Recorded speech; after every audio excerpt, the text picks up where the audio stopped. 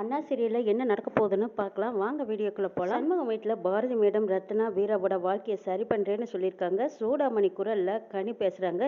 என் பொண்ணுங்க வாழ்க்கையை உங்களால தான் மேடம் சரி பண்ண முடியும், தயவு செய்து சரி பண்ணி கொடுங்கங்கிறாங்க.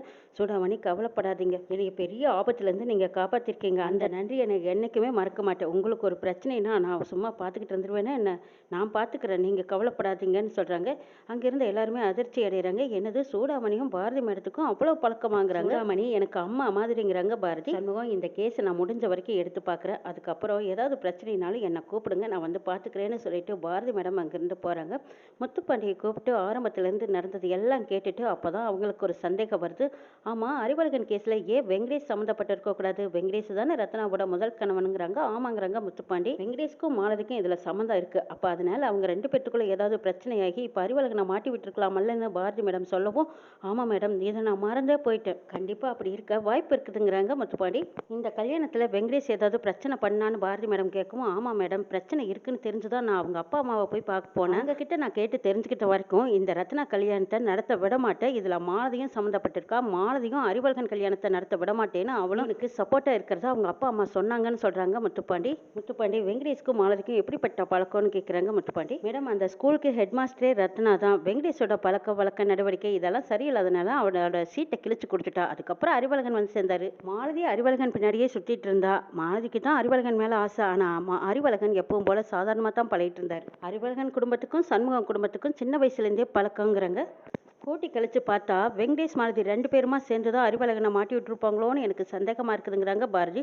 ஆமாம் மேடம், நீங்கள் சொல்கிறத வச்சு பார்க்கும்போது அப்படி தான் எனக்கும் தோணுதுங்கிறாங்க முத்துப்பாண்டி. இவங்க ரெண்டு பேரும் மட்டும் இவ்வளவு சாமர்த்தியமாக இதை செஞ்சிருக்க முடியாது, இவங்களுக்கு பின்னாடி பெரிய பெரிய டீமே இவங்களுக்கு சப்போர்ட்டாக இருக்குதோன்னு எனக்கு தோணுதுங்கிறாங்க பாரதி. முத்துப்பாண்டி இந்த கேஸை பொறுத்த வரைக்கும் எனக்கு ஒரு ரூட் கிளியர் ஆயிருக்கு, அதாவது வெங்கடேஷை பிடிச்சி விசாரிச்சா எல்லா உண்மையும் ஓரளவுக்கு வெளியே வரும்னு தோணுதுங்கிறாங்க. விடுங்க மேடம், அவனை கட்டி இழுத்துக்கிட்டு வந்துடுறேன், நான் பார்த்துக்கிறேங்கிறாங்க முத்துப்பாண்டி. நீங்கள் மட்டும் தனியாக போக வேண்டாம், நானும் கூட வரேன்னு சொல்லி பாரதியும் கான்ஸ்டபிள் முத்துப்பாண்டி எல்லாருமா வெங்கடேஷ் வீட்டை தேடி போய்கிட்டு இருக்காங்க. வெங்கடேஷ் ரத்னா மேல கோமா உட்காந்துருக்காங்க. அப்ப அவங்க அப்பா அம்மா வந்து பார்த்துட்டு, என்னடா வெங்கடேஷ் ஏண்டா இப்படி இருக்க, அந்த மாலதியை கூட்டு சேர்த்துக்கிட்டு போய் ரத்னா கல்யாணத்தை நிறுத்துறேன்னு சொன்னீங்க, இப்ப பார்த்தா மாலதியே இறந்து போயிட்டா, இதுல நீ சம்மந்தப்பட்டிருந்தா தண்டனையை அனுபவிக்கணுமே, அந்த முத்துப்பாண்டி தேடி வந்துட்டு என்னடா செய்யறது, ஏண்டா இப்படி எல்லாம் பண்ணிட்டு இருக்க அப்படின்னு அவங்க அப்பாவும் அம்மாவும் திட்டுறாங்க. இதை பாரு, இது வரைக்கும் என்னை பத்தி யாரும் சந்தேகப்படல, என்கிட்ட யாரும் எதுவும் கேட்கல, அதுக்கும் காரணம் அந்த அறிவழகன் தான் மாலதியை கொண்டுட்டு ஜெயிலுக்கு போயிட்டாங்க, அப்புறமெல்லாம் என்னை யாரும் தேடி வரமாட்டாங்க, அப்படியே யாராவது தேடி வந்து விசாரிச்சாங்கனாலும் எதுவும் தெரியாதுன்னு சொல்லணும், சரியா அப்படின்னு வெங்கடேஷ் அவங்க அப்பாவையும் அம்மாவையும் மிரட்டிட்டு இருக்கும்போது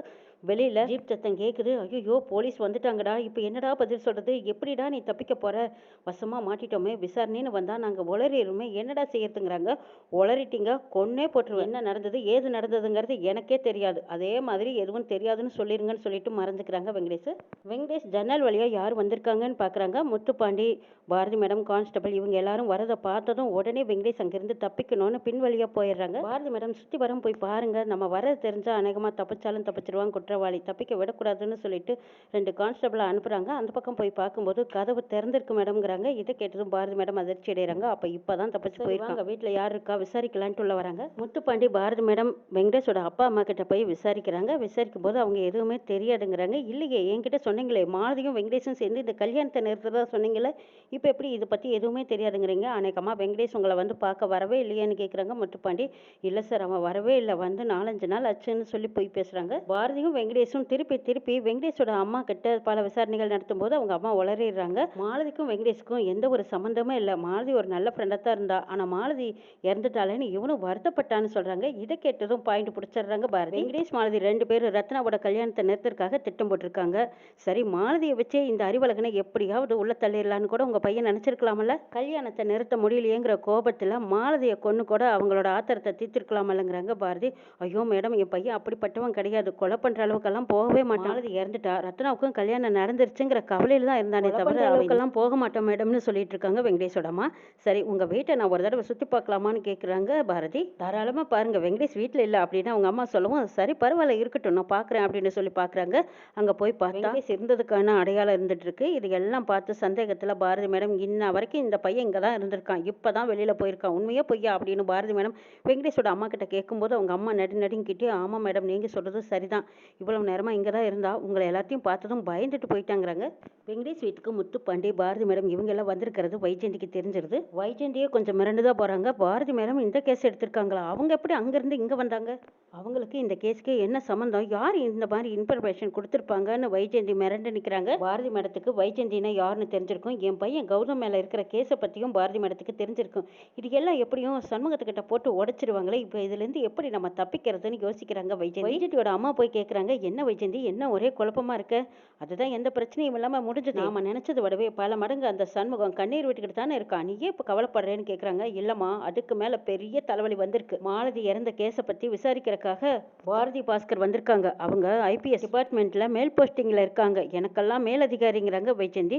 அடேயப்பா உன்னை விட மேலதிகாரி இருக்காங்களா அப்படின்னு பேசிட்டு இருக்கும்போது அங்க குரு வராரு. வந்ததும் என்ன மேடம் என்ன விஷயம் அப்படின்னு கேட்குறாங்க. பாரதி மேடம் இங்க வந்திருக்கான்னு சொன்னதும் குரு அதிர்ந்து போறாங்க, ஆடி போறாங்க. மேடம் நிச்சயமா அவங்க இந்த கேஸை கையில் எடுத்தாங்கன்னா கண்டுபிடிக்காம விட மாட்டாங்களே, இதுல நம்ம சிக்கியிருக்கோம்னு தெரிஞ்சா பெரிய பிரச்சனை ஆயிடுமே மேடம்ங்கிறாங்க குரு. அதான் குரு நானும் யோசிக்கிறேன், இப்போ என்ன செய்யறதே தெரியல, சரி எப்படியாவது இந்த கௌதம வெளியூர் அனுப்பிச்சு வச்சிடலாம் அப்படின்னு சொல்லிட்டு கௌதம வெளியூர் அனுப்பிச்சிடுறாங்க வைஜெயந்தி. சண்முகம் சிவபாலன் மேல சரியான கோபத்துல இருக்காங்க. அப்ப பரணி வந்து சமாதானப்படுத்திக்கிட்டு இருக்காங்க. உன் தம்பிங்கிறக்காக நீ சமாதானப்படுத்துறியா பரணி, உன் தம்பி செஞ்சதெல்லாம் நியாயம் தானாங்கிறாங்க.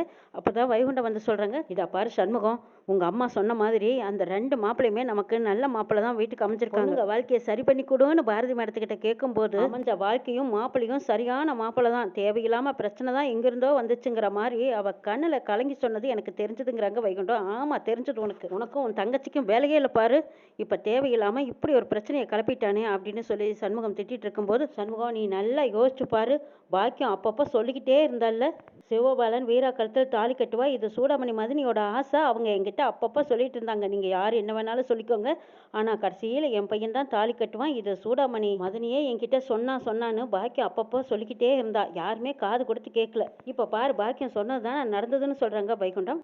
அப்பதான் பரணி யோசிக்கிறாங்க, டேய் நல்லா யோசிச்சு பாரு, அம்மா சொல்லும் போதெல்லாம் பைத்தியக்காரத்தனமா வளருதுன்னு நாம நினைச்சோம், ஆனா நடந்தது எல்லாம் வச்சு பார்த்தா நிச்சயமா கல்யாணத்துல சில குழப்பம் குளறுபடி எல்லாம் இருந்துச்சு, இருந்தாலும் அத்தை சொன்ன மாதிரி தான் இந்த கல்யாணம் நடந்திருக்குதுங்கிறாங்க பரணி. அப்பதான் சண்முகம் யோசிக்கிறாங்க, அறிவழகன் சிவபாலன் 2 பேருமே நம்ம வீட்டுக்கு நல்ல மாப்பிள்ளைங்க, சிவபாலன் சொன்னது தான் நீ கொஞ்சம் யோசிச்சு பாருங்கிறாங்க வைகுண்டம். அதுக்கப்புறம் சண்முகம் பரணி 2 பேரும் யோசிக்கிறாங்க, சொன்னதை வச்சு தான் நம்ம வீராவை அவங்க பையனுக்கு கல்யாணம் பண்ணி கொடுக்க நினைச்சோம், ஆனா அந்த பையனை பத்தி நம்ம விசாரிக்கலையில அப்படின்னு பரணி சொல்லவும் அப்பதான் சண்முகத்துக்கு தோணுது, சிவபாலன் கடைசி வரைக்கும் வீராவை கல்யாணமே பண்ணிக்கலன்னு சொல்லிட்டு இருந்தவன் திடீர்னு மாறி இருக்கான், யாரோ கடத்தி வச்சுட்டு சொல்றா, சரி அவன் சொல்றதுல ஏன் உண்மை இருக்கக்கூடாது அப்படின்னு சண்முகத்துக்கு அப்பதான் சந்தேகமா இருக்கு. சண்முகம் முத்துப்பாண்டி கிட்ட சொல்லி சிவபாலனை விசாரிக்கலாங்கிறாங்க.